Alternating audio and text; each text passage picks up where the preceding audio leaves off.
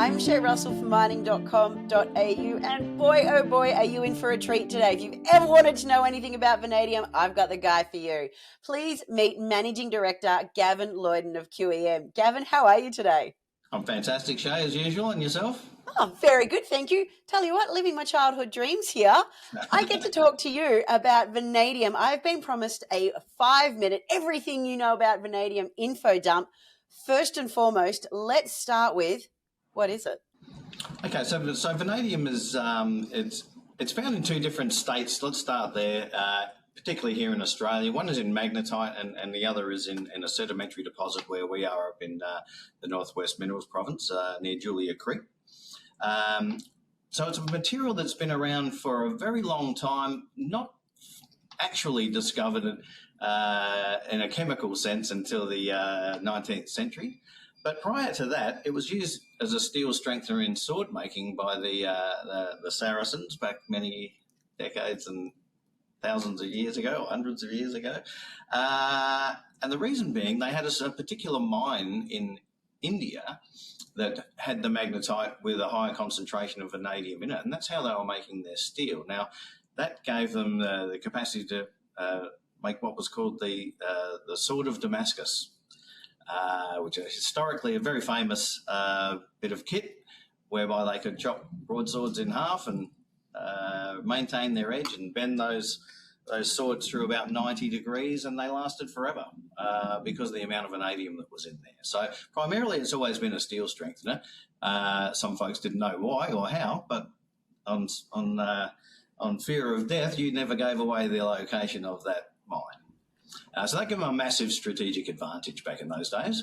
And if we fast forward to the 20th century, Henry Ford was the first to use it commercially in the Model T. In fact, they had the only vanadium mine in the world in South America from about, I think it was 1902 to about 1952. So, and that's what strengthened those cars, made them lighter and more durable, and we continue to use it for that function even today. So you don't find vanadium in the batteries, but you certainly find it in the chassis. Okay, mind blown. Didn't know this about vanadium at all. I sort of just assumed it was a recent 19th, 20th century discovery, and that we were now just working out how to use it in energy storage. And we are going to touch on that.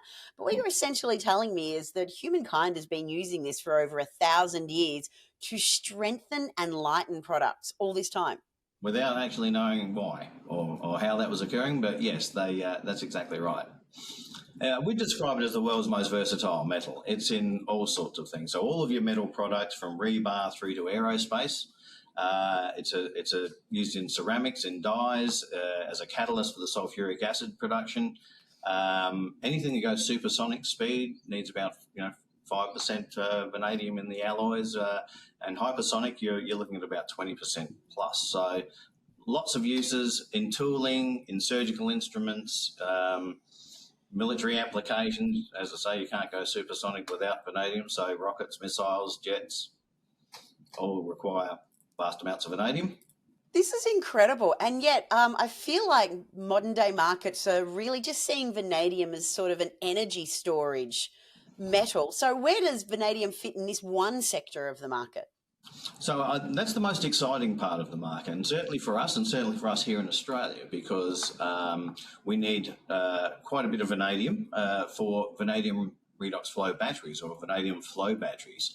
Now, this is an invention from the University of New South Wales back in the early 80s, and these are extremely well-suited batteries to Australian conditions. They're large-scale liquid batteries, so extremely safe. There's no chance of thermal runaway. They are big static batteries that can handle